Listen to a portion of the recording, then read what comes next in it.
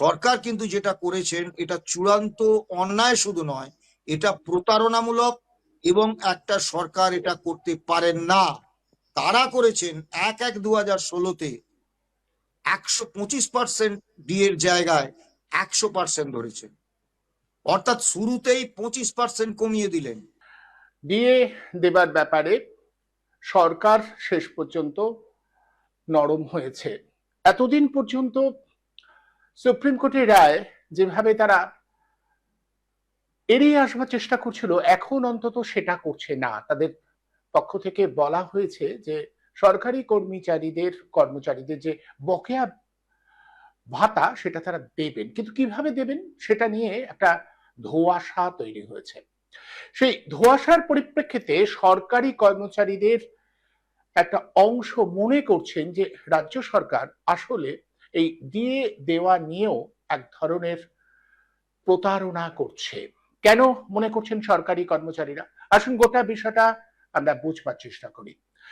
সরকারি কর্মচারীদের সংগঠন কনফেডারেশন এমপ্লয়িজ ইউনিয়ন, তাদের হয়ে যারা মামলা লড়েছিলেন সেই দুজন প্রতিনিধি কনফেডারেশনের, তারা আমার সঙ্গে আজ রয়েছেন। তারা একেবারে সামনের সারিতে থেকে লড়াইটা করেছিলেন, কিন্তু এখনো পর্যন্ত আমি এই কনফেডারেশনের সভাপতি এবং সম্পাদক দুজনকেই আমন্ত্রণ জানিয়েছি। তারা বারবার করে যেটা বলছেন যে তাদের ব্যতিব্যস্ত হতে হচ্ছে। কেন ব্যতিব্যস্ত হতে হচ্ছে? কারণ অবিরাম কর্মচারীরা তাদের ফোন করছেন, তাদের একটা জবাব দিতে হবে তো, কিন্তু সেই জবাবটা খুব পরিচ্ছন্নভাবে তারা দিতে পারছেন না। তাদের কাছেও গোটা বিষয়টা সম্পর্কে একটা ধোঁয়াশা এখনো থেকে গেছে। এই ধোঁয়াশাটা থাকবে কেন?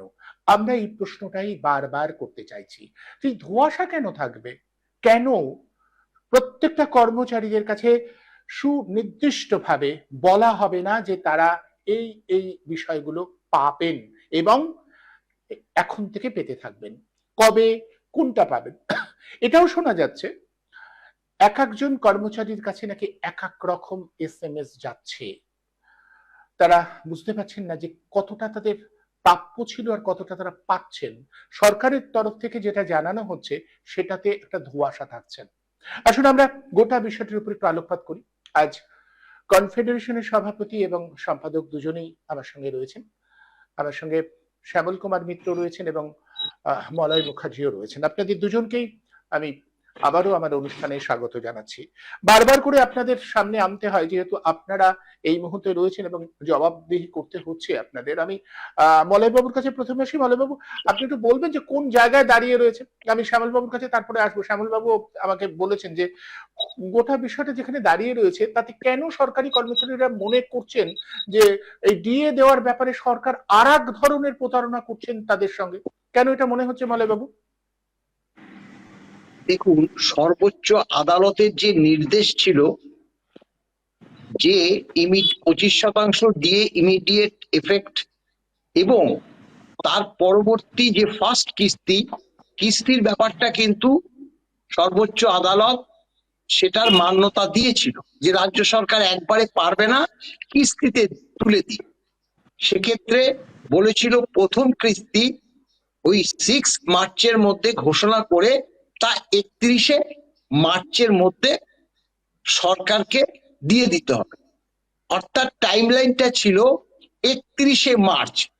তাতে ধরুন 6 মার্চের মধ্যে যদি ফার্স্ট 25% দিয়ে দিত, ঠিক আছে, দেয়নি, তাহলে কি হবে 31শে মার্চের মধ্যে এই যে 25% প্লাস ফার্স্ট কিস্তি, দেখো 3টে কিস্তি 25, 25, 25, 75 বাকি থাকে 25 দিনে। তার যদি প্রথম কিস্তি 25 হয় তাহলে 25 + 25 50% দিয়ে 31শে মার্চ 2026-এর মধ্যে দিয়ে দেওয়ার কথা। এক প্রকার মোটামুটি মান্যতা পেত আর কি যদি দিত। কিন্তু রাজ্য সরকার এখানে একটা কায়দা করেছে। 31শে মার্চটা তারা কিন্তু দেবে বলেছে এবং তারা যেটা বিশ্লেষণ করে বলেছে যে রাজ্য সরকারি কর্মচারীদের মানে 15 এবং মানে বলেছে যে তখন তাদের ম্যানুয়াল বেতন দেওয়া হতো। পরবর্তী একদম। 16 সালের পরবর্তী সময়টাতে সেগুলো এইচআরএমএস প্রত্যেকটা কর্মচারীদের নির্দিষ্ট এইচআরএমএস করে দিয়েছে। সেখানে বেতন ভাতা, তারপরে সে যখন রিটায়ার করে তার পেনশনের পরিমাণ সবকিছু ধরা আছে।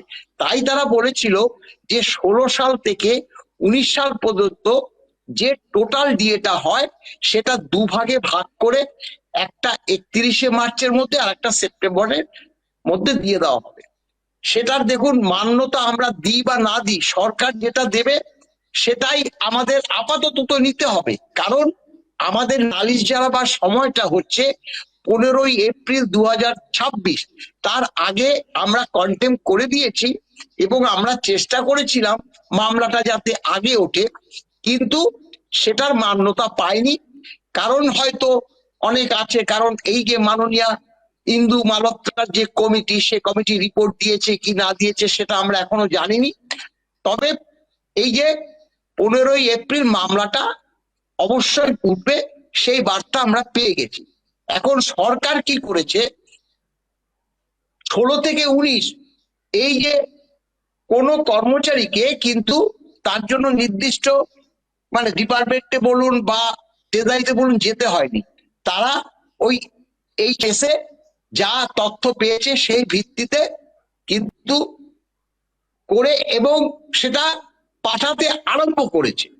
যখনই পাঠাতে আরম্ভ করেছে মেসেজটা দেখুন, ট্রেজারি থেকে মেসেজটা কিন্তু কর্মচারীদের কাছে চলে আসে। কিন্তু যারা একদম ব্যাংক মারফত যায়, ব্যাংক বলতে যারা কলকাতায় যারা থাকে তাদের সরাসরি ব্যাংকে পেনশনটা আসে। তবে ব্যাংকের কিভাবে পেনশনটা আছে না, যে মানে পে অ্যান্ড অ্যাকাউন্টস গুলোর ম্যান্ডেট দেওয়া আছে, ব্যাংকগুলোর যে হেড অফিস, হেড অফিসের যে পেনশন সেল তাদেরকে ম্যান্ডেট দেওয়া আছে পেনশনটাও ঢুকিয়ে দেওয়ার ক্ষেত্রে এবং এরিয়ারটাও ঢুকিয়ে দেওয়ার ক্ষেত্রে। সেই ব্যাংকগুলো কিন্তু কর্মচারীদের কোনো মেসেজ দেয় না। মানে যে মানে প্রধান ব্যাংকগুলো, তাদের যে শাখা ব্যাংকগুলো অর্থাৎ যেখান থেকে তারা পেনশন বা ভাতা পায়, সেগুলো কিন্তু টাকাটা ঢুকে যাওয়ার পর মেসেজটা কর্মচারী সমাজ পায়।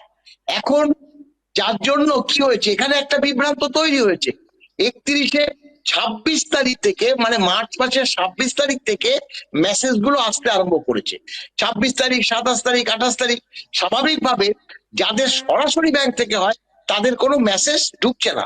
তা আমরা খোঁজ খবর নিয়েছি, খোঁজ খবর নেওয়াতে আমাদের পেয়ার অ্যাকাউন্ট থেকে এই বার্তাটা দিল যে এরা পাবে একদম 2 তারিখে, এপ্রিল মাসের 2 তারিখে। কারণ হচ্ছে যেহেতু 31 মার্চ এটা ইয়ার এন্ডিং, এটা আমরা জানি। আমাদের যখন বেতন হতো তখনও কিন্তু এপ্রিল মাসের 2 তারিখ 3 তারিখে বেতনটা ঢুকতো, হ্যাঁ, মানে ইয়ার এন্ডেড বলে। সেক্ষেত্রে তারা বললো যে 2 তারিখে যারা সরাসরি ব্যাংক থেকে পায় তারা মেসেজটা পাবে। আর যারা এই যে ট্রেজারি করে তারা তো প্রাথমিকভাবে প্রথম মেসেজটা কর্মচারী সমাজের কাছে দিয়ে দেয় যে আপনার এত টাকা পেনশন, পেনশনের ক্ষেত্রে বলছি, এত টাকা পেনশন আপনার ব্যাংকে ঢুকে যাবে, ব্যাংক রিলিজ করবে, এই বার্তাটা দিয়ে দেয়। যার জন্য বিভ্রান্ত হয়ে মারাত্মকভাবে আমাদের ফোনের সম্মুখীন হতে হয়েছে। আমরা বারবার সেটা বলেও দিচ্ছি কর্মচারী সমাজে। শুনুন, আপনি শুনলেন যে পরিষ্কার মলয়বাবু যেটা বলছেন, এবং আপনিও আমাকে বলেছেন যে আসলে আপনারা এটাকে একটা কৌশল হিসেবে দেখছেন যে অন্তত দিতে শুরু করুক, মানে চূড়ান্ত বলে না যে চূড়ান্ত কিপটে যে হয়, মানে কৃপণ যে, তাকে দেওয়ার অভ্যাসটা তৈরি করা, মানে সরকার সেই অভ্যাসটা তৈরি করলে তারপরে হয়তো। কিন্তু এটা তো সরকারি নিয়ম বা সুপ্রিম কোর্টের রায় অনুসারে হচ্ছে, সেক্ষেত্রেও এত বিভ্রান্তি, এত দূর, মানে আপনাদের তো যেটা মলয়বাবু বলছেন, আমি একটু বুঝতে চাইবো আপনার কাছে যে আপনাদের কি কোনো তথ্য বা আপনাদের কাছে আসছে না? ওই যে কমিটি তৈরি হয়েছে সেই কমিটি কেন আপনাদের জানাবে না যে সরকারের সাথে তাদের কি আলোচনা হচ্ছে, সরকার কবে থেকে দেখবে, কিভাবে দেবে? কারণ গোটাটাই তো নির্ধারণ করে দিয়েছে সুপ্রিম কোর্ট, সর্বোচ্চ ন্যায়ালয়। তারপরেও এত ধোঁয়াশা থাকে কিভাবে?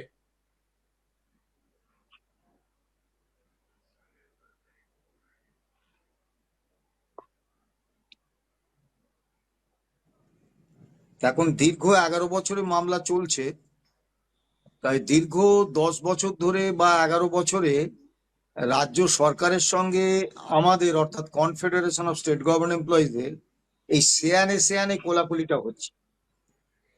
এখন রাজ্য সরকার এই যে সিদ্ধান্তটা নিয়েছেন যেটা কার্যকর করেছেন, একদম আমরা স্পষ্ট দেখতে পাচ্ছি যে মহামান্য সুপ্রিম কোর্ট যে সময় ভিত্তিক প্রদানের বিধি একদম নির্ঘণ্ট তৈরি করে দিয়েছিলেন, তার সঙ্গে কিন্তু মিলছে না। অর্থাৎ সুপ্রিম কোর্টের রায়ের একদম সরাসরি বিরোধিতা। দ্বিতীয় বিষয় হচ্ছে, কারণ সুপ্রিম কোর্ট স্পষ্ট বলে দিয়েছিলেন যে অবিলম্বে অর্থাৎ ইমিডিয়েটলি বকেয়া ডিএর 25% দিতে হবে। বাকি 75%-এর কতটা 31শে মার্চের মধ্যে দেয়া হবে সেটা 6ই মার্চ মালহোত্রা কমিটি জানিয়ে দেবে, এবং সেই কিস্তিটা অর্থাৎ দ্বিতীয় কিস্তি 31শে মার্চের মধ্যে দিতে হবে, এবং সমস্তটা 15ই মের মধ্যে দিয়ে দিতে হবে, এবং 15ই এপ্রিল রাজ্য সরকার কমপ্লায়েন্স রিপোর্ট দাখিল করবে। এখন সরকার প্রথম থেকে কি করলেন দেখুন, মাননীয় একটা টুইট করলেন, ঠিক মানে চমক তৈরি করার জন্য। ঠিক ভোটের যে নির্বাচনের যে মডেল কোড অফ কন্ডাক্ট শুরু হওয়ার ঠিক একদম 8 ঘন্টা 35 মিনিট আগে। এবং মজার বিষয়, ওই 3টে মানে অর্ডার বিষয়টা অনেকটা এরকম দেখাবার চেষ্টা, মানে এরকম একটা বার্তা দেওয়ার চেষ্টা যে নির্বাচন এসে যাচ্ছে, ফলে আমি তাড়াতাড়ি করে দিলাম যাতে আপনাদের সুবিধা হয়। অথচ এটার সাথে আপনি বলছিলেন এটার সাথে নির্বাচনী বিধির কোনো কোড অফ সম্পর্ক নেই। কন্ডাক্টের কোনো সম্পর্ক নেই। আমি অত্যন্ত স্পষ্টভাবে বলছি, সুপ্রিম কোর্টের রায় কার্যকর করে বকেয়া দিয়ে দেওয়ার ক্ষেত্রে নির্বাচনের যে কোড অফ কন্ডাক্ট তার কোনো ভূমিকা নেই, এবং ইলেকশন কমিশনেরও এই বিষয়ে কিচ্ছু বলার নেই। এমনকি শুধু তাই নয়, আমরা বর্তমানে 42% ডিএতে পিছিয়ে আছি, আর 1 এপ্রিল থেকে 4% ডিএ উনি ছুঁড়ে দিয়েছেন, তাহলে 38% ডিএতে 1 এপ্রিল থেকে আমরা পিছিয়ে থাকবো। আজ পর্যন্ত 42% পিছিয়ে আছি। এই পুরো ডিএটা যদি রাজ্য সরকার দিয়ে দেন, সেটাও কিন্তু মডেল কোড অফ কন্ডাক্টে আসবে না। তার কারণ এই প্রাপ্যটা আমাদের অনেক দিন আগে হয়েছে। নির্বাচন ঘোষণার বা মডেল কোড অফ কন্ডাক্ট চালু হওয়ার অনেক দিন আগে হয়েছে। কাজেই এই ডিএটা দিয়ে দেওয়া মডেল কোড অফ কন্ডাক্টে আসবে না। কিন্তু মুশকিল হচ্ছে, সমস্ত মানুষ তো এত গভীরভাবে আইনের বিষয়গুলো মানে বোঝেন না। সেই সুযোগটা উনি নিয়েছেন যে আমি এত কর্মচারীদের জন্য ভাবি যে আমি মডেল কোড অফ কন্ডাক্ট শুরুর আগে একবারে তড়িঘড়ি আমি ঘোষণা করে দিলাম। কিন্তু মজার ব্যাপারটা দেখুন, যে 3টে অর্ডার বেরিয়েছে সেগুলো কিন্তু 13ই মার্চের ডেটে। তার মানে এখানে অর্থ দপ্তরের যিনি সর্বোচ্চ আমলা, এসিএস অর্থ দপ্তরের দায়িত্বপ্রাপ্ত প্রভাত কুমার মিশ্র, তার ভূমিকাটা এখানে কিন্তু খুব নিন্দনীয়। তিনি 13 তারিখে 3টি অর্ডার বার করছেন, আর সেইটা রেখে দিচ্ছেন লুকিয়ে সিন্ধুকের ভেতরে। কবে মডেল কোড অফ কন্ডাক্ট শুরু হবে তার 8 ঘন্টা আগে মুখ্যমন্ত্রী ঘোষণা করবেন, তাকে সেই ঘোষণাটা করার সুযোগ করে দেওয়ার জন্য। এটা কিন্তু একটা সরকারি আমলার থেকে আনবিকামিং। আসলে মমতা বন্দ্যোপাধ্যায় যেটা করতে চেয়েছিলেন, আমাদের দিকে একটা লোফা বল ছুঁড়ে দিয়েছিলেন, যাতে করে আমরা 6 মারি এবং আউট হই। আমরা অত কাঁচা কাজ করি না। এবং আপনি লক্ষ্য করবেন, সুপ্রিম কোর্টে যখন এই 4 লক্ষ মানে যে হিসেবটা দিয়েছিলেন, সেখানে কিন্তু যারা উপকৃত হবেন তাদের সংখ্যাটা দিয়েছিলেন একেবারে সুপ্রিম কোর্টে প্রথমে, যখন 41,770 কোটি টাকার হিসেবটা দিয়েছিলেন, যে 3,13,000 কর্মচারী।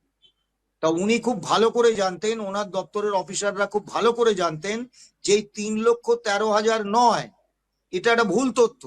কিন্তু এটা ওনারা দিয়েছিলেন এই কারণে, যাতে আমরা ওই সংখ্যাটা নিয়ে সুপ্রিম কোর্টে আপত্তি জানাই এবং সংখ্যাটা নিয়ে মামলা চলতে থাকে, মূল বিষয়টা সরে যায়। আমরা সেই ফাঁদে পা দিইনি, আমরা ওই প্রসঙ্গটাই সুপ্রিম কোর্টে তুলিনি। এবারেও যেটা মাননীয় করেছেন, একেবারে প্রতারণা, আমি সরাসরি বলছি, একেবারে প্রতারণা করেছেন এবং মহামান্য সুপ্রিম কোর্টকে বিভ্রান্ত করার একটা অপপ্রয়াস নিয়েছেন। প্রথম কথা হচ্ছে, বললেন যে 2008-এর এপ্রিল থেকে 2015 ডিসেম্বর পর্যন্ত এখনই দিতে পাচ্ছেন না। তার কারণ হচ্ছে এই সময়ের বেতন এবং ভাতার ডাটা বেস তার কাছে নেই, সরকারের কাছে নেই। এটা সর্বৈব মিথ্যে কথা। কারণ 2015 পর্যন্ত আমাদের বেতন পেনশন হয়েছে কোষা নামক একটা সিস্টেমে। সেই সিস্টেমের যে ডাটাবেস সেটা সরকারের কাছে আছে। তাহলে তারা সেই কোষার ডাটাবেস ব্যবহার করে, ঠিক যেভাবে HRMS এর ডাটাবেস ব্যবহার করে তারা 16 থেকে 19 পর্যন্ত গণনা করতে পারছেন, একই রকম ভাবে 2008 থেকে 2015 ডিসেম্বর পর্যন্ত তারা গণনা করতে পারতেন। দ্বিতীয় বিষয় হচ্ছে যে যখন 2025 সালে 16ই মে যখন ইন্টারিম অর্ডার হলো, তখনই তো রাজ্য সরকার বুঝে গিয়েছিলেন যে 25% বকেয়া দিয়ে তাদের দিতেই হবে। তা সেই হিসেবটা করার জন্য তাদের তো, যদি সত্যি আমি ধরে নিই যে তাদের কাছে ডাটাবেস নেই, তাহলে তো ডাটাবেস তৈরি করার প্রয়োজন ছিল, তারা তা করেননি। তার কারণ তারা চেয়েছিলেন যে এই প্রদান প্রক্রিয়াটা সুপ্রিম কোর্টের অন্তিম রায় হওয়ার পরেও যাতে দীর্ঘদিন ঝুলিয়ে রাখা যায়, সেই ব্যবস্থাটা কার্যকর। এটা কিন্তু একটা সরকারের কাছ থেকে আনবিকামি। দ্বিতীয় যে বিষয়টা হচ্ছে যে 16 থেকে 19 পর্যন্ত যা দেওয়া হয়েছে, প্রথমে একটা অর্ডারে বলা হলো যে এটা দুটো কিস্তিতে মার্চ এবং ওই একদম সেপ্টেম্বর দেওয়া হবে। অর্থাৎ সুপ্রিম কোর্টের যে সময়সীমা 15ই মে, তার মধ্যে সবটা মিটিয়ে দেওয়া হবে, সেইটা কিন্তু ভেঙে দেওয়া হলো, সেইটার পরে চলে যাওয়া হলো। এইবারে আসুন, তারপরে পেমেন্ট যখন 26 তারিখ থেকে পেমেন্টের মেসেজ যখন ঢুকতে শুরু করলো, তখন একটা অর্ডার বার করে বলে দেওয়া হলো যে না, দুটো কিস্তিতে নয়, একটা কিস্তিতেই সব দিয়ে দেওয়া হচ্ছে। এখন মজার ব্যাপার হচ্ছে, রাজ্য সরকার, labour bureau, Shimla, government of West Bengal, তার যে official all India consumer price index, এইটা রাজ্য সরকার নিজেরা তৈরি করতে, পরিবর্তন করতে বা পরিমার্জন করতে পারেন না। সংবিধান তাদের এই অধিকার দেয়নি। স্যাট, হাইকোর্ট এবং মহামান্য সুপ্রিম কোর্ট অত্যন্ত স্পষ্টভাবে বলেছেন যে এই বকেয়া ডিএটা রোপা 2009 এর অধীনে যে বকেয়া ডিএ, সেটা গণনা করতে হবে labour bureau, Shimla, government of ইন্ডিয়ার যে official all India consumer price index, তার রেসপেক্টে। সরকার কিন্তু যেটা করেছেন, এটা চূড়ান্ত অন্যায় শুধু নয়, এটা প্রতারণামূলক, এবং একটা সরকার এটা করতে পারেন না। তারা করেছেন 1/1/2016-তে 125% ডিএর জায়গায় 100% ধরেছেন। অর্থাৎ শুরুতেই 25% কমিয়ে দিলেন। 1/1/16-তে পার্থক্যটা ছিল, আমরা পেয়েছিলাম 75%, আর all India consumer price index ছিল 125%। 50%-এর পার্থক্য ছিল। তার শুরুটাই কিন্তু 50%-এর জায়গায় 25% করে দিলেন, এবং তার পরেরটা মলয়বাবু অত্যন্ত প্রাঞ্জল ভাবে বলেছেন, আমি আর সেটাকে আর রিপিট করছি না। যার ফলে হলো কি, যে পরিমাণটা, যে অর্থাঙ্কে এই টাকাটা দিলেন, সেটা কিন্তু অর্ধেক বা তার কম হয়ে গেল। অর্থাৎ 16 থেকে 19 পর্যন্ত আমাদের যা প্রাপ্য, তার অর্ধেকেরও কম দিয়ে সরকার বলছেন যে এটা হচ্ছে